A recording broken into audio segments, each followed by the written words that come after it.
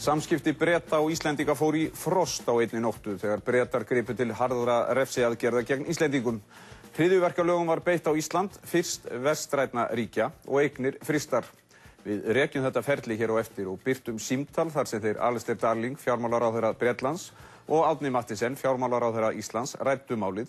En símtalið sagt ástæða þess að Alistair Darling kom fram í breskum útvarpsþætti og sagði Íslendinga ekki hafa neinar áætlanir að standa við skuldbindingar vegna Icesave-reikningana. Við ræðum einnig við Jón Danielsson, dósent í fjármálum við London School of Economics, en hann telur nauðsynlegt að nú þegar fari ríkið í að prenta seðla til að hjálpa heimilum og fyrirtækjum í landinu. Svo sláum við aðeins á léttari strengi og hittum dönsku trúðana í sjónvarpsþáttunum Klón og heyrum lag með KK. En við byrjum á símtalinu margum rædda milli fjármálaráðherra Íslands og Bretlands og rekjum forsögu þess. Helgi og Sigmar hafa skoðað þetta mál. Forsagan hefur verið nokkuð á reiki. Vitað að breskir ráðamenn töldu að Íslendingar ætluðu ekki að standa við skuldbindingar vegna innlánsreikninga á hinum svokölluðu Icesave-reikningum. Reikningarnir voru í formi sparisjóðsbóka í sérstöku útibúi Landsbankans í Bretlandi, en vitað að íslenska fjármálaeftirlitið og það breska höfðu átt í viðræðum sem miðuðu að því að gera sérstakt dótturfélag í Bretlandi úr útibúinu sem þannig hefðu lotið breskri forsjá. Þannig hefðu innistæður fallið undir þarlenda tryggingasjóði en ekki íslenska. Í fréttaskýringu Þórðar Júlíussonar í Morgunblaðinu á dögunum kom meðal annars fram að viðræður yfirfærslu reikningana hefðu gengið illa. Landsbankamenn höfðu náð miklum upphæðum inn á þessa reikninga sem gáfu háa innlánsvexti og nýttust við fjármögnun bankans víða Evrópu. Enda lagði bankinn mikla áherslu á að fjölga reikningum frá því fyrirtækið hóf viðskipti með þá í október 2006. Í árslok það ár voru viðskiptavinir orðnir rúmlega 60.000, en voru þegar bankinn fór í þrot 220.000. 7. október síðastliðinn var aðgangi að reikningunum lokað og þá gátu sparifjáreigendur ekki komist inn á netreikningana sína. Talsmaður bankans í Bretlandi fullyrti þá að tæknilega örðugleika væri að ræða. Bankinn var hins vegar kominn í þrot. Gríðarleg reiði braust út meðal sparifjáreigenda í Bretlandi sem margir töldu sig hafa tapað og töpuðu líklega háum upphæðum. Vitað að Bretar höfðu haft áhyggjur af tryggingasjóði innistæðueiganda á Íslandi og því hvort hann megnaði að ábyrgjast innistæðurnar á Icesave-reikningnum. Bretarnir töldu og telja raunar enn að Íslendingar eigi skilyrðislaust að ábyrgjast innistæður nærri 500 milljörðum króna. Ljóst var að tryggingasjóðurinn íslenski stóð ekki undir því, þó leitaði verið líkum að því að eignir bankans kunni að slá nærri þessari tölu. Vonandi duga nú eignir bankans í Englandi langleiðinni að borga þetta. Það næsta sem íslenskur almenningur heyrði hins vegar á málinu rétt eftir að þjóðnýting bankans var ljós voru þessi viðbrögð breskra ráðamanna nánar tiltekið 8. október. And as people will now know, we are taking legal action against the Icelandic authorities to recover the money lost to people who deposited in UK branches of its banks. The Icelandic government, believe it or not, have told us, they told me yesterday, they've no intention of honouring their obligations here. And a lot of British depositors have money in that bank. That's right. Yeah. Now, because this is a branch of a foreign bank, the first call would be on the Icelandic compensation scheme, which, as far as I can see, hasn't got any money in it. Í fyrstu var ekki ljóst hvað var til þess að breski fjármálaráðherrann tók svo sterkt til orða í viðtalinu við BBC Radio 4. Morgunblaðið hafði í þessu sambandi eftir Alistair Darling orðalagið "They are not going to pay" daginn eftir viðtalið, sem útleggst einfaldlega á íslensku, þeir ætla ekki að borga. Þrátt fyrir ítarlega leit hefur Kastljós ekki fundið viðtal við Darling frá 8. október þar sem þetta orðalag notað. Það finnst hvergi í umræddu viðtali við BBC Radio 4. Hins vegar segir Darling í því viðtali orðrétt. The Icelandic government, believe it or not, have told us, they told me yesterday, they've no intention of honouring their obligations here. Tvennt hefur verið talið til sem ástæði þess að breski fjármálaráðherrann orðaði hlutina með þessum hætti. Annars vegar þessi orð Davíðs Oddssonar seðlabankastjóra í Kastljósi að kvöldi 7. október. Við erum að ákveða að við ætlum ekki að borga erlendar skuldir óreiðumanna, skuldir sem menn hafa... Akkur sér óreiðumanna? Byttu við, menn sem ekki geta borgað, eru på gamla máta, taldir óreiðumenn, það lærði ég hjá ömmu minni. Við ætlum ekki að borga annar manna skuldir. Við ætlum ekki að borga skuldir bankana sem hafa farið dálítið gálist. 2 dögum síðar, þann 9. október, birti Morgunblaðið frétt með vísan til heimilda innan úr breska fjármálaráðuneytinu.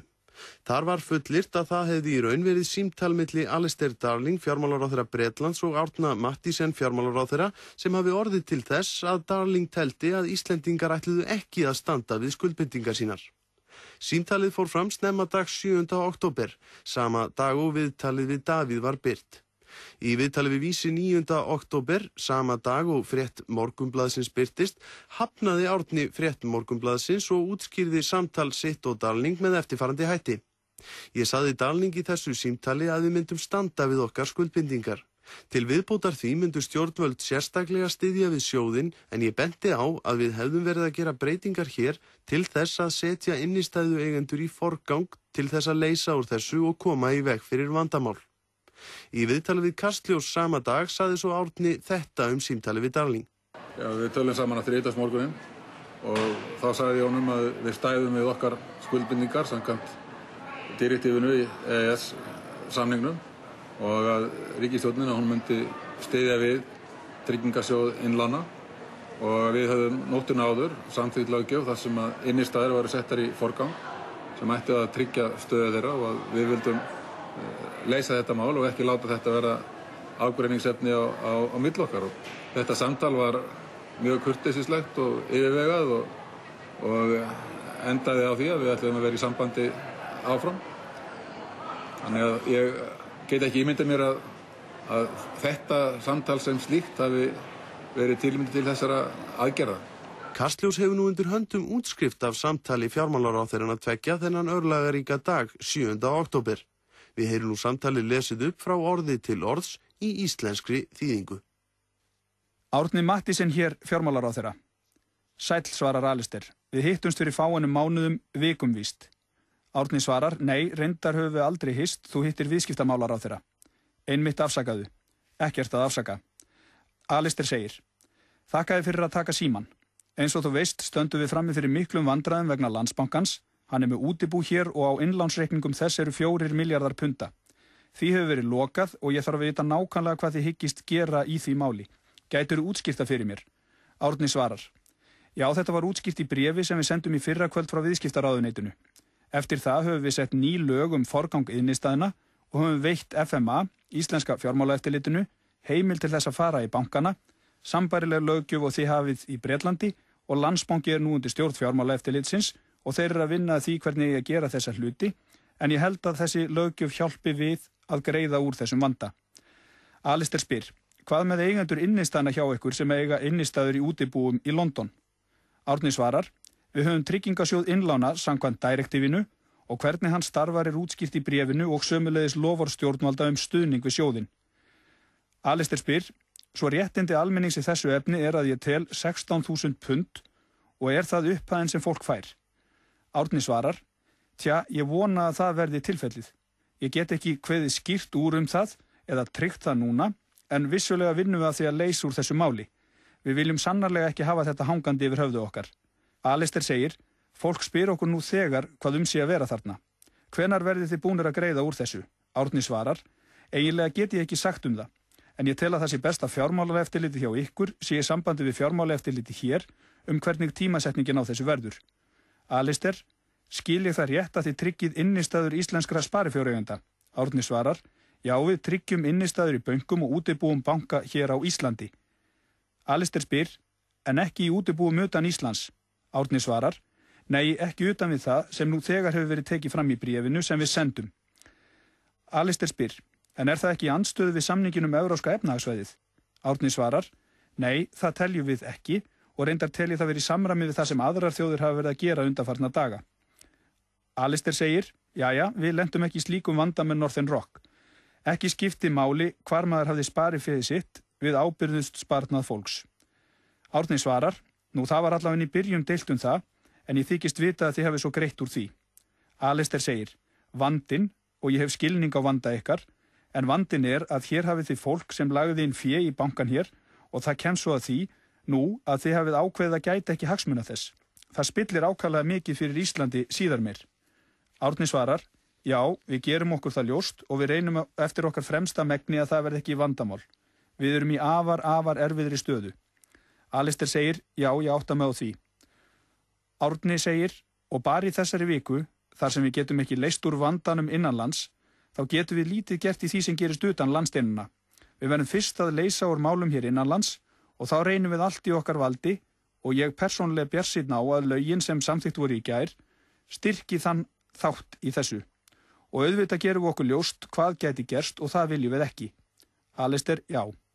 Árni, en það líka svo ráðherra að við höfum mánuðum saman reynt að ræða við alla nálægt okkur og reynt að segja þeim að við séum í vanda og beðum stuðning og raunin hefur verið svo að stuðningurinn hefur verið mjög lítill.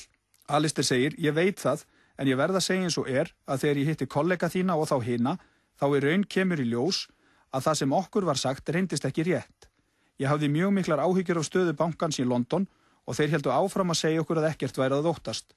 Og þú veist, í þeirri stöðu sem við erum núna, þá hér í þessu landi fjöldi fólk sem lagði inn fé og það kemur til með að tapa ansi miklu af peningum og það fólk mun eiga erfitt með að skilja hvernig það gerðist. Árni svarar, ég vona að það verði ekki raunin. Ég var ekki á fundinum svo ég get ekki sagt neitt.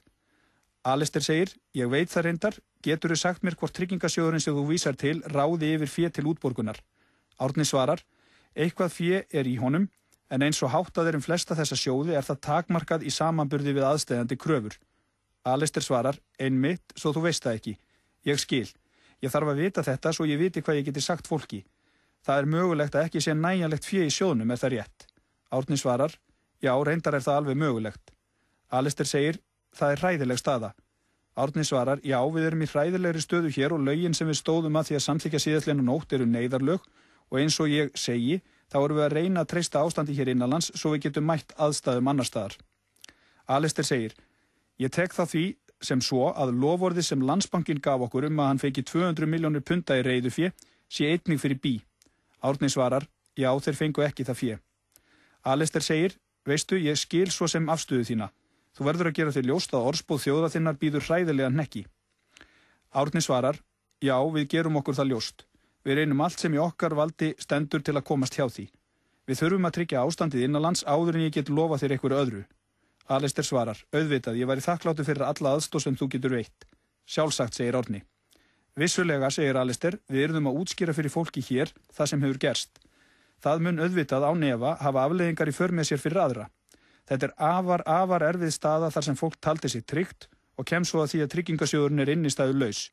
Árni svarar, já, eins og ég sagði í bréfinu, Alistair grípur fram í, gott og vel, ég þigg alla þá aðstoð sem þú getur veitt. Árni svarar, já, við þurfum að koma á sambandi milli fjármálaeftirlits þjóðana út af.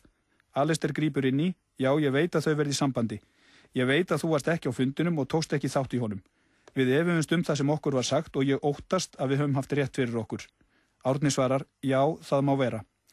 Alistair segir, hvað sem því líður vertu endilega í sambandi, allt sem þið geti gert til hjálpar þið að miklu gagni. Árni svarar, já, ef það eitthvað ykkar megin verið þá í sambandi. Alistair segir, gott og vel, ég geri það, þakka þér kærlega fyrir, þakka þér sömuleiðis. Kastljós hefur óskað eftir afriti af bréfinu sem vísaði til í samtalinu og fór á milli ráðamanna þjóðanna. Fundurinn sem vísaði til í samtalinu var á milli Björgvins G. Sigurðssonar, viðskiptaráðherra, og Alistair Darlings fjármálaráðherra Bretlands í byrjun september.